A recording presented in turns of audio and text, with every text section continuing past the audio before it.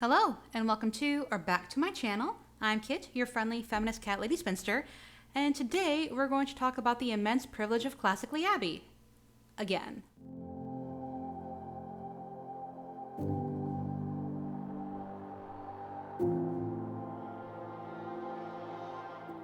Before we get into the video, I just have some quick housekeeping, and I have timestamps in the description box if you'd like to get right into the video. If you like this video, please like and leave a comment. If you didn't like this video, please dislike and leave a comment. Any engagement is good engagement to the algorithm. If you enjoy my channel, please subscribe, and if you're already subscribed, I'm so glad you're here. My social media is linked below. I'm Candidly Kit on Twitter and Instagram. I also have a Patreon now. If you really like my content, please think about becoming a patron. I would greatly appreciate it. And if you want to do none of the above, that's totally fine. And now, let's get back to the video. Last fall, I did a deep dive into the immense privilege of classically Abby, and somehow she's only gotten worse. For those of you unfamiliar with Abby, well, let's look at her YAF profile. Abby Roth is the creator of Classically Abby, a YouTube channel and lifestyle brand that teaches about classic living and traditional values. Abby is a classically trained opera singer with a master's degree and professional studies certificate from the Manhattan School of Music. Abby transitioned to YouTube from opera when she realized the importance of sharing how to live a conservative life. With her YouTube, Instagram, and Twitter, Abby is spreading her message to young women and men everywhere. For $0 to $5,000, you can book Abby to speak about traditional values, hookup culture, dating with a purpose, importance of marriage and family, pro-life advocacy, college activism, motherhood, women in the workplace, and feminism, how to be classy in the modern era. They forgot to mention that she's the first conservative influencer. Anyway, when researching my first deep dive, I read her website and went through her Instagram, and I'm not really sure how she's going to speak about women in the workplace. If she ever had a traditional job, she's never mentioned it. Or is she going to talk about how her mother was a high-ranking television executive who still managed to come home before dark on Fridays to make dinner, so you totally can too? Because that's not how the world works for most people. Also, how is she going to talk about feminism when she doesn't believe in it? That's like hiring an atheist to talk about Christianity. I highly recommend checking out part 1 for some more background into Abby's privilege. For this particular video, we're going to look at 3 things: modesty, pro-life advocacy, and connections. And just for fun, we're going to look at some of Abby's hot takes. I wasn't originally going to talk about this, but Abby is friendly with Mrs. Midwest, and if I were her, I wouldn't get too friendly with Bernadine Bluntly. But speaking of Mrs. Midwest, the two women are similar in that they're both wives and mothers of sons with YouTube channels. And they're both conservative, but Abby is much more open and vocal about that than Caitlyn is. But, well, on YouTube, Caitlyn has 195,000 subscribers, whilst Abby has 107,000. But the view counts just don't add up, which makes me wonder if someone is Astro-Turfing Abby. I know she did that ad blitz in 2020, but if you have so many subscribers, you should have more views on your videos. Unless they're just there for controversial videos, but even her most recent controversial video only has 25,000 views. Maybe Caitlyn is just lucky and Abby is certainly smug, which is likely a turnoff for viewers, but I don't know. Less than 10,000 views with 107,000 subscribers, it just doesn't add up for me. Abby does not owe us details about her life, but she is either incredibly irresponsible or shockingly oblivious to make statements like, "If you're only aiming to be sexy, you're showing off your body in a way that makes it into an object." I mean, that's really what you're doing, is you're showing off your body and saying, "This is who I am." Her YouTube comments, and especially her Twitter comments, always have people saying disgusting things to her.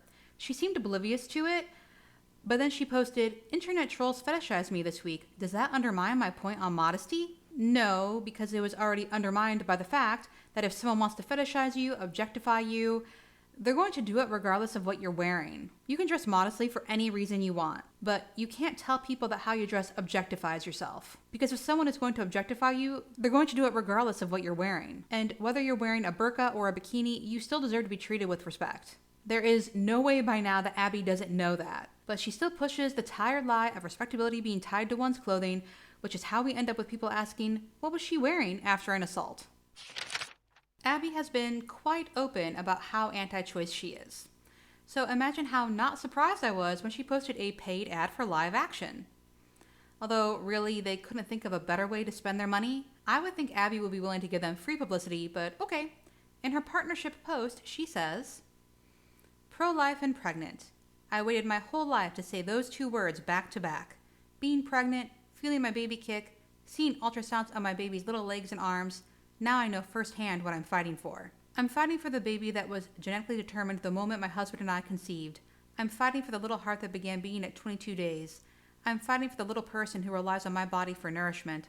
I'm fighting for the life of an infant who needs me to be its mother. Except she's not. What she's actually fighting for is for women who don't want to be pregnant to have no choice but to carry to term. She also seems to have a very shallow view of how pregnancy affects women and families. Of course, that's no surprise given her privilege, but she also seems to think that if you're having a difficult pregnancy, you just have to change your attitude. And unsurprisingly, she conflates being pro-choice to everyone must have an abortion. The idea that you can be pro-choice and want kids is not that hard to understand. For example, I don't know that I would have an abortion, but I also know it's none of my business to tell someone else whether or not they should have one. It's also not that difficult to understand that if someone is pregnant and they don't want to be, that is a burden and you should be supportive. And if they do want to be pregnant, that's exciting and you should be supportive. But conservatives like to keep us chasing our tails by telling us the truth about what we believe, and thereby distracting us by having us continually debunking their false claims. So yeah, if someone is against something, don't believe what they say that something is about.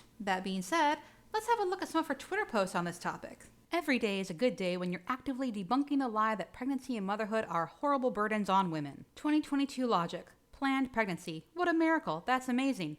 Unplanned pregnancy. What a nightmare. Get rid of it. Miscarriage. What a tragedy. That was your baby, no matter when it happened. Abortion. What an empowered woman. How brave. Hashtag human rights begin in the womb. Women are born homemakers. We literally provide a home to our children within our wombs. Abortion uproots the safe home for children in our bodies.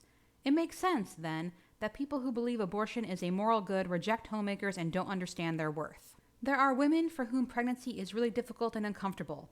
And then there are women for whom pregnancy is a beautiful and amazing experience. A hard pregnancy is not inevitable and it's not insurmountable. Stop scaring women away from the miracle of growing life. Find yourself a woman who loves her unborn baby more than anything else. You don't have to make it sound like pregnancy is easy in order to justify being pro-life. Life has value no matter how difficult it is to grow and nurture it. Should we talk about wanted child privilege? Jennifer Lawrence wants her child, so it deserves to live. You don't want your child, so it doesn't. Abby is married to Jacob Roth, staff attorney for YAF, which is Young America's Foundation. And she is the sister of Ben Shapiro. Ben has written 11 books, hosts his own show, and founded the Daily Wire, a news website that not only hosts Ben's own show, but also produces films and miniseries. I'm not too sure about Jacob's family, and outside of Abby and Ben, the Shapiro family also flies pretty under the radar, but Abby is well connected to the conservative world, which is likely how she ended up becoming a speaker with YAF and was able to get interviews with Amanda Ensing, a conservative beauty guru who founded the podcast Liberty Before Lipstick, shortly after makeup brand Sephora decided not to partner with her again due to her controversial comments on social media. Lila Rose, anti-choice activist and founder of Live Action, an anti-choice nonprofit. Live Action is the anti-choice nonprofit Abby did the paid ad for. Candace Owens, a conservative activist and political commentator. She also has her own show, Candace on the Daily Wire. James Lindsay, an author, culture critic, and mathematician. Given his degree is in mathematics, I am curious as to what makes him an expert on critical race theory. Liz Wheeler, a conservative political commentator who hosted Tipping Point with Liz Wheeler on, of all things, One America News Network.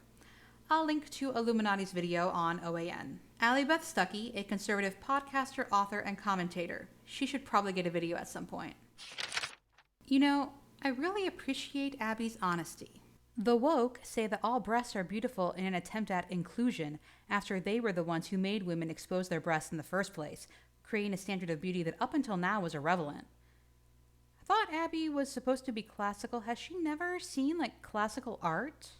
So Abby retweeted her brother Ben saying, "In a sane world, Whoopi wouldn't be suspended, but the left's standard is that if you say a bad thing, then you lose your job.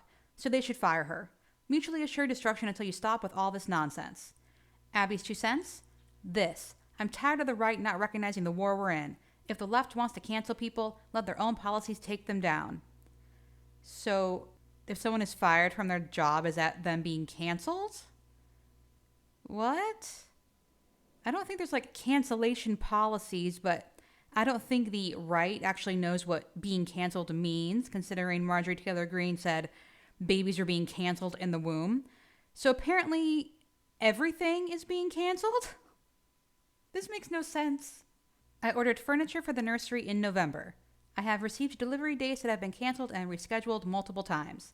At this point, I'm canceling and looking elsewhere so I can make sure we have what we need by the time our baby arrives. Let's go, Brandon. Abby, you live in the United States. You can say fuck Joe Biden if you want. No one cares. No one is going to arrest you. Hot take. If more than 60% of your travel blogger photos on Instagram are of you in a bikini, you don't have a travel blog. You have a free OnlyFans account. Is it possible to just learn about how MLMs are really pyramid schemes without being lectured about how stay-at-home moms are really oppressed victims of the patriarchy? This was interesting to me because I do watch anti-MLM content, and none of them have ever said anything about how stay-at-home moms are oppressed, nor do they talk about the patriarchy. So what have you been watching, Abby? I don't relate to breakup songs. Here's why. When you're dating for marriage and you both go in knowing what you're looking for, you'll realize rather quickly whether or not it will work out, and often before you get attached. Date frivolously, you'll relate to breakup songs. So here are some things that Abby considers red flags. I get my news from CNN. Okay. The American dream is dead. I highly recommend broadening your social circle if you don't understand why someone would feel that way. Nothing is worse than living a boring life with your spouse and your children. No one says that. Kids stop you from achieving your dreams. Well, we are in a video about Abby's privilege, so all right, I guess that makes sense that she would not understand why someone would think that. Someone asked Abby, do you think it's okay for other women to not want kids? And Abby said, most women who say they don't want kids don't know what they really want until it's too late. Also, being a mother is part of life. Life isn't about pursuing happiness. It's about finding meaning, purpose, and fulfillment. That is accomplished through faith, family, and community. Having children is part of that. And I mean, this just encapsulates who Abby is perfectly. A heavy dose of smug with a sprinkling of patronizing and a dash of judgmental. And here we are. And this does explain, but not excuse, a lot. There is just something about conservatism that blocks empathy or even sympathy. Pregnant and want an abortion? You just have to change your attitude. They can't imagine not wanting a baby because they think babies are precious. And they can't imagine what it's like to live paycheck to paycheck because they never have. And yes, there are conservatives who were born into poverty and worked their way into prosperity, but they just can't imagine that that's not how it is for everyone. For that matter, in my postings around social media, people tend to assume that I want something, abortion access, UBI, public health care, because it's something I need. The idea that I could be fine and just want to make other people's lives better does not compute. Why would you care about other people? And okay, you don't have to advocate for making people's lives better, but could you at least not be actively working to make them worse? And that is it for this video. Thank you so much for watching. I hope you have a great day, night, whenever you happen to be watching this, and I will see you next week. Bye!